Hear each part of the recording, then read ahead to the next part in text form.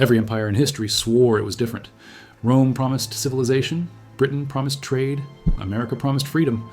But strip away the banners and you'll see the same machine, power expanding until it consumes itself. For thousands of years, that machine ran on armies, swords, and flags.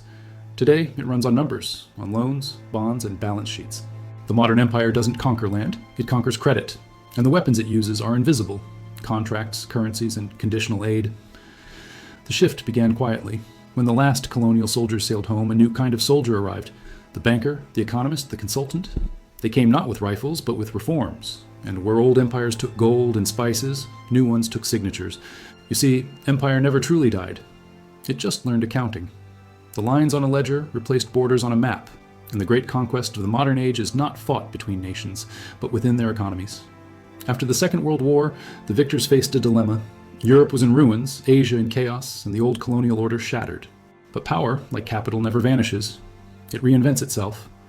So at Bretton Woods in 1944, the world's elites gathered to design the next phase of empire.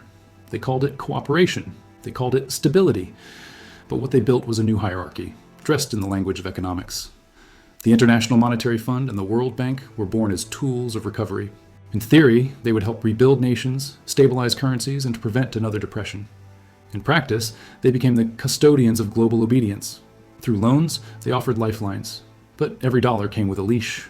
And the genius of this new empire was its subtlety. A bullet enslaves the body. Debt enslaves the will. No one sees it happening. Not at first. The promises sound noble. Infrastructure, education, development. But when the repayment terms arrive, the cost is sovereignty. A nation that defaults doesn't just lose credit. It loses control. Within a few decades, entire continents were caught in the web. Africa, Latin America, Southeast Asia, each drawn in through the promise of progress. A dam here, a hospital there, a port, a road, a power plant. Projects built on borrowed money, often at interest rates that would make medieval usurers blush. When the global economy shifted, when inflation hit, or commodities crashed, the same countries were told they had to cut, spending to devalue their currencies, privatize their industries, and sell what little they had left, all to pay the creditors. They called these policies structural adjustments, a sterile phrase that hid a brutal truth. The patient was being cured by being dismantled. To understand how we arrived here, we have to return to the moment when empires first learned to lend instead of invade. After Napoleon's defeat in 1815, Britain emerged as the banker of the world. Its navy ruled the seas, but its true weapon was the bond market. Countries that wished to trade, rebuild, or modernize went to London, not for cannons, but for capital. And just like that, debt became diplomacy. When Egypt wanted to build the Suez Canal, British and French investors lined up to lend. The canal was completed, but Egypt couldn't pay the interest, so Britain took control of its finances, then its government, then its territory. By the time the last payment was due, the Nile belonged to London. It was the perfect imperial model: profits without occupation, power without bloodshed. Throughout the 19th century, this method spread like a quiet contagion. Latin American republics, newly independent from Spain, found themselves dependent again, this time on European creditors. Loans financed revolutions, railways and governments, but default brought the gunboats. In 1902, when Venezuela missed its payments, Britain, Germany, and Italy blockaded its ports until the debt was honored. The message was clear: you don't need to colonize a country that owes you everything. By the early 20th century, America had learned the game too. The United States replaced Europe as the world's creditor after World War I. Its banks financed Reconstruction, its corporations spread abroad, and its currency, the dollar, began to eclipse the pound. But the strategy stayed the same: lend, entangle, dominate. By the time World War II ended, financial conquest had become the foundation of a new empire, one ruled not from castles or colonies, but from central banks and boardrooms. When the IMF and World Bank began issuing loans to developing countries in the 1950s and 60s, they called it progress.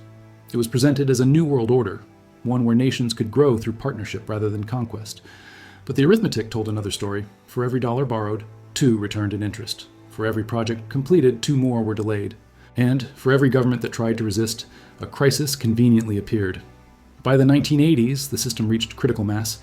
Oil shocks and rising interest rates plunged dozens of countries into what became known as the global debt crisis. From Mexico to Zambia, nations defaulted on loans they could no longer service. In response, the IMF offered rescue packages. But the fine print was deadly. Privatize your industries, slash social programs, remove subsidies, open your markets to foreign corporations. Factories closed, hospitals emptied, schools crumbled. But investors were paid. Every time, debt diplomacy had replaced diplomacy itself, and the bankers who designed it spoke in moral tones, as if austerity were a virtue, not a punishment. The logic was simple. Suffer now, stabilize later. But the later never came. What arrived instead was dependency. Generations of nations forced to trade freedom for liquidity. They called it aid. They said it would bring development, stability, and growth. But the truth is, aid was never free. Every dollar came with a signature, and every signature carried a shackle. In the ruins of post-war Europe, the International Monetary Fund was born as a lifeline. It promised to prevent another Great Depression by stabilizing exchange rates and supporting nations in crisis. It sounded noble, a doctor for sick economies. But over time, the IMF stopped treating illness. It began prescribing dependency. The formula was always the same. A nation faces crisis, a currency collapse, a trade deficit, a drought, a war, and the IMF steps in with a loan. The money arrives fast, wrapped in diplomacy and smiles. But hidden in the fine print are the conditionalities. Reduce government spending, cut subsidies on fuel and food, freeze public sector wages, privatize your state industries, open your markets to foreign investment, and if the people protest, call it reform. What these conditions really did was shift control from parliaments to balance sheets, from elected leaders to unelected technocrats sitting in Washington, Basel, or New York. Economic policy became a form of colonial administration, remote, rational, and ruthless. Local leaders signed the papers, but the terms were written elsewhere.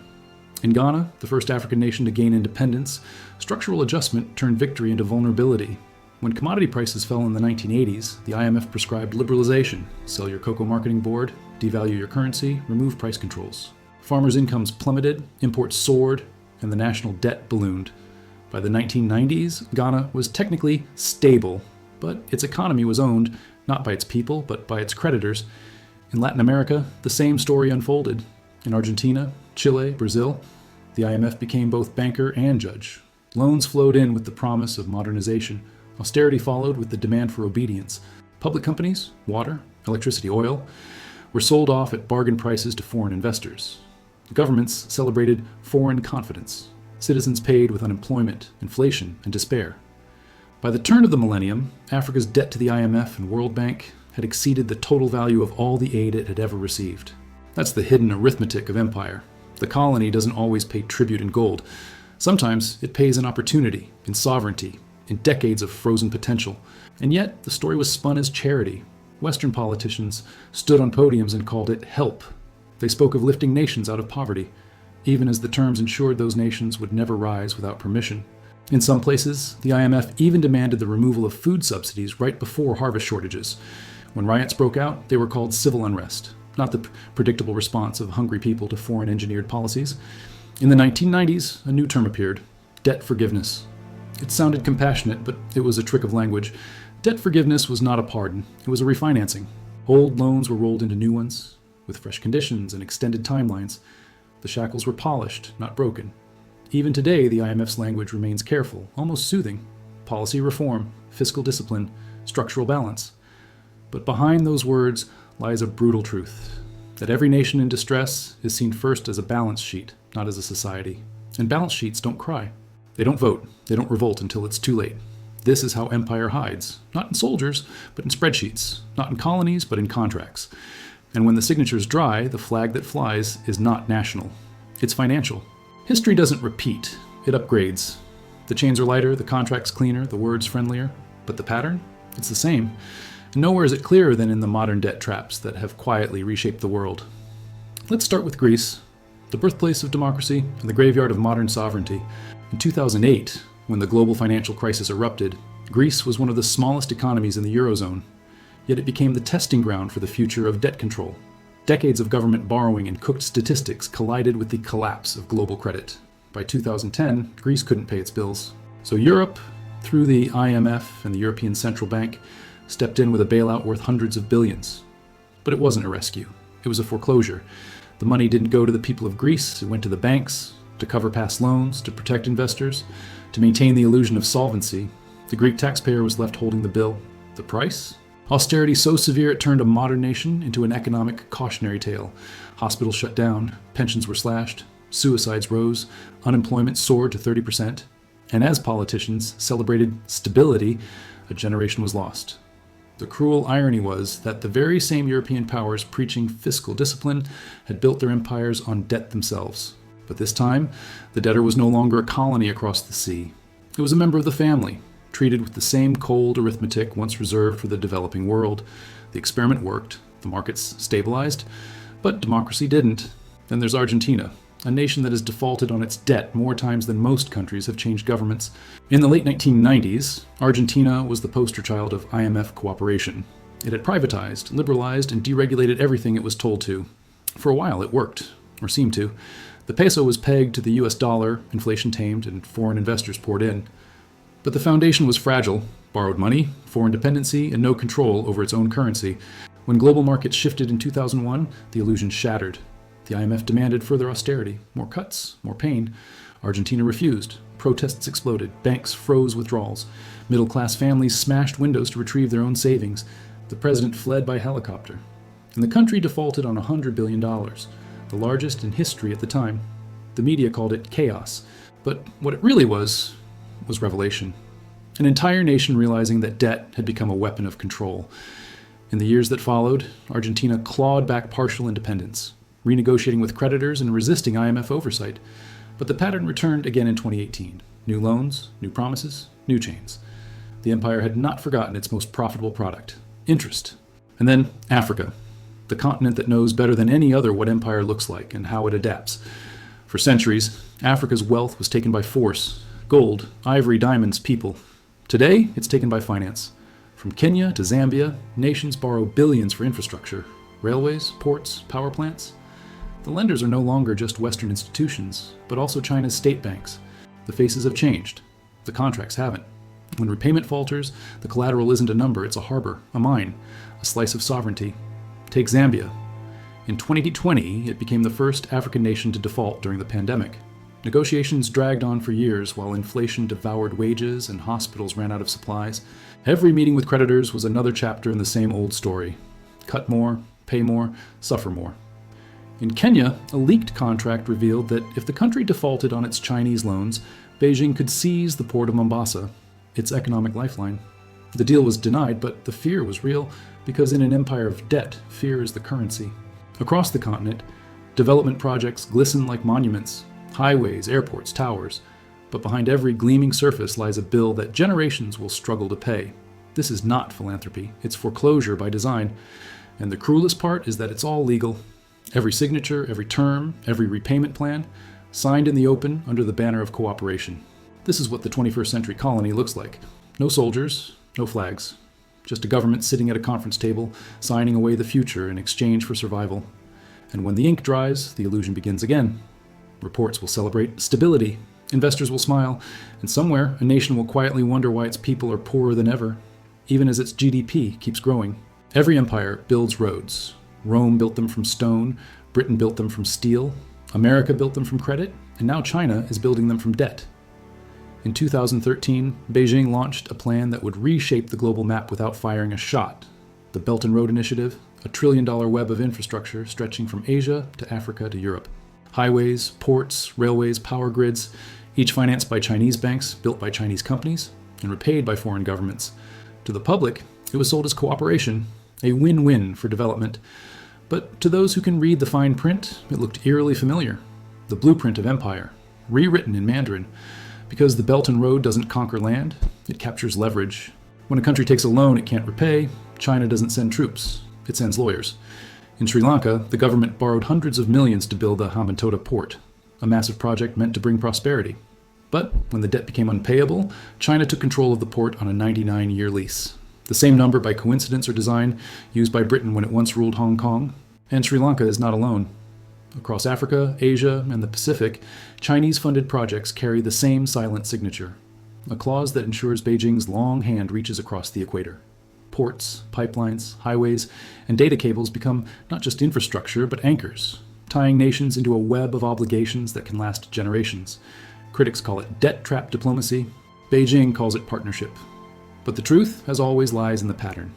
When a creditor controls your ports, your power grid, and your digital infrastructure, you don't need soldiers to enforce your will. You just need a missed payment. Meanwhile, on the other side of the world, America plays a different game, the empire of the dollar. If China's power flows through contracts, America's flows through currency. After World War II, the dollar replaced gold as the backbone of the global economy. Every barrel of oil, every ton of steel, every international transaction, all priced in dollars. It gave the United States a power no previous empire had ever possessed, the ability to print the world's reserve currency. This was the quiet genius of the system. When Washington spends beyond its means, the world finances it. When it sanctions enemies, the world obeys. And when crises hit, investors rush to the dollar as a safe haven, strengthening the very hand that caused the storm. It's an empire of trust, or rather, the illusion of it. America doesn't need to invade countries to control them. It can simply cut them off from the dollar system, and their economies collapse overnight. This is what happened to Iran, to Venezuela, to Russia, and it's what every smaller nation fears when they talk about de-dollarization, because breaking free from the dollar is like cutting your lifeline, theoretically possible, practically suicidal. So now the two great powers, China and America, play out the oldest rivalry of all. Who will rule the empire of debt? China builds it, America prices it, and the rest of the world lives inside it. But beneath their contest lies a deeper truth, that both empires depend on the same illusion: perpetual growth, perpetual borrowing, perpetual faith. Each side warns of the other's danger, while quietly using the same tools to maintain control. The difference is only in language. In Washington, they call it aid. In Beijing, they call it cooperation. In both cases, the result is the same: dependence. We are living through the third age of empire, an age where conquest no longer needs borders, and subjugation no longer needs armies, where the debt ledger has replaced the flag, and the price of money determines the fate of nations. Every empire before this one eventually learned the same lesson, that control built on credit is control built on sand. It lasts until confidence breaks, until the debtor rebels, until the world remembers that value, like freedom, can't be borrowed forever. And when that day comes, the empire of debt will fall the same way all empires do, not with an explosion, but with the quiet sound of faith collapsing. Every empire begins with a promise. Rome promised order, Britain promised civilization, America promised freedom, China promises prosperity. But the promise is never the truth, because empires don't exist to serve the world, they exist to own it. In the 21st century, ownership no longer means territory, it means obligation. It means a world where every nation owes, every citizen borrows, and every future is already collateral. The empire of debt doesn't raise flags or build statues. It doesn't need to. Its monuments are balance sheets, its soldiers are economists, its battles are fought in spreadsheets, and its victims rarely even know they have lost. But history is patient. And if there's one lesson it keeps repeating, it's this: every system built on illusion will meet the day it can no longer hide the truth. The moment when promises stop working, when debts stop rolling, when confidence finally breaks, that's when power changes hands. Not through war, but through awakening. Because the empire of debt is only as real as the faith that sustains it. And faith, once broken, never rebuilds the same way twice. So the question isn't if the system will collapse. The question is when, and whether you'll be one of the millions who trusted it until the end, or one of the few who saw it coming and chose to stand outside the illusion. History doesn't repeat, but if you don't understand it, it will crush you all the same. If this gave you a new perspective, hit subscribe. Because this story isn't over. The next chapter of Ledger of Power will show you how the illusion of wealth itself was manufactured, and why the real collapse doesn't start in the banks. It starts in the mind.